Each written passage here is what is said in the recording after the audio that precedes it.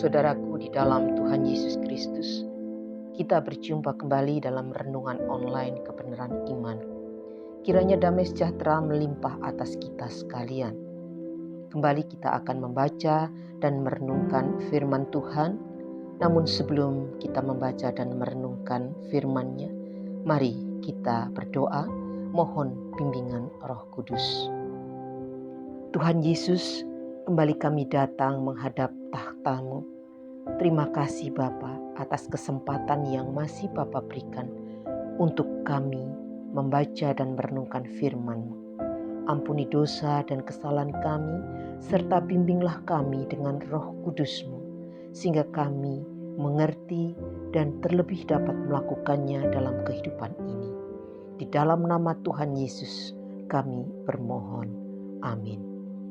Bacaan kita hari ini terambil dari Kisah Para Rasul 1 ayat 8. Tetapi kamu akan menerima kuasa kalau Roh Kudus turun ke atas kamu, dan kamu akan menjadi saksiku di Yerusalem dan di seluruh Yudea dan Samaria dan sampai ke ujung bumi. Judul renungan kita pada saat ini adalah Sekaranglah Saatnya. Saudaraku yang dikasihi Tuhan Yesus Kristus, setelah melayani bersama Tuhan Yesus dan menyaksikan sendiri karya layan Tuhan Yesus, para murid harus melanjutkan tugas pelayanan, pemberitaan Injil Tuhan Yesus tanpa kehadiran Tuhan Yesus secara fisik. Sanggupkah para murid melaksanakan tugas pelayanan tanpa penyertaan Tuhan Yesus? Mengingat pelayanan di waktu sebelumnya, para murid sangat bergantung pada kehadiran Tuhan Yesus. Kita ingat gelombang di danau, perahu yang mereka tumpangi kemasukan air. Hanya 2 kata yang Tuhan Yesus katakan, diam, tenanglah. Dan kepada para murid, Tuhan Yesus juga berkata, mengapa kamu tidak percaya?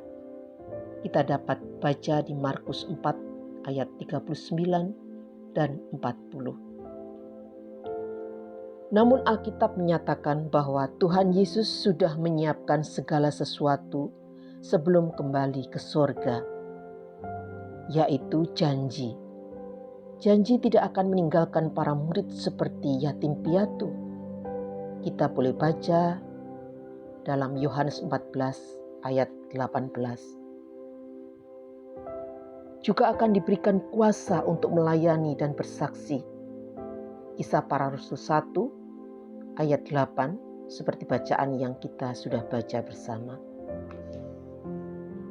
Kemudian Tuhan Yesus juga menyertai para murid senantiasa sampai akhir zaman.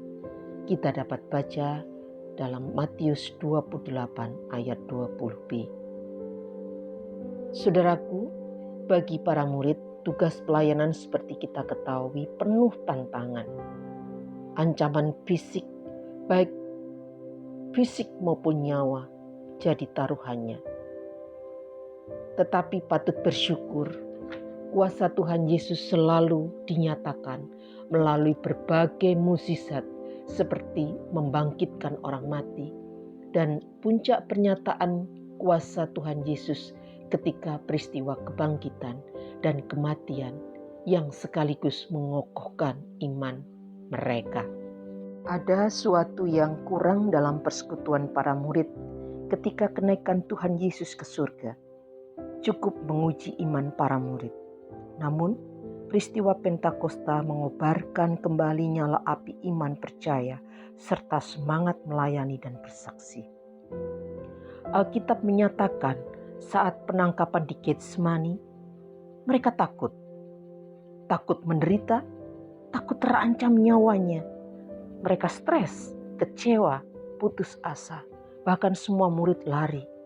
Dapat kita baca di Markus 14 ayat 50. Peristiwa Pentakosta bagi murid adalah peristiwa yang sangat berharga. Penggenapan janji Tuhan Yesus, bukti penyertaan serta kuasa Roh Kudus. Iman, semangat melayani sungguh berkobar.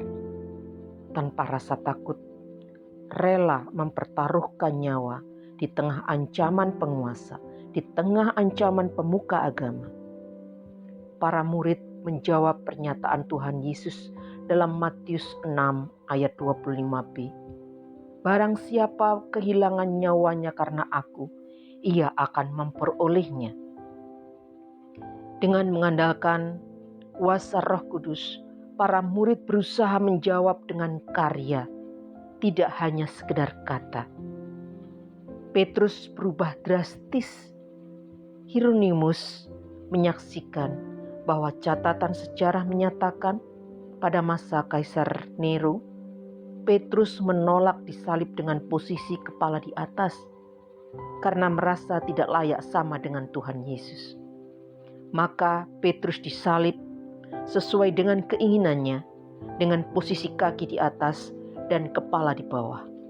Semua murid tidak gentar akan ancaman terhadap keselamatan nyawa mereka.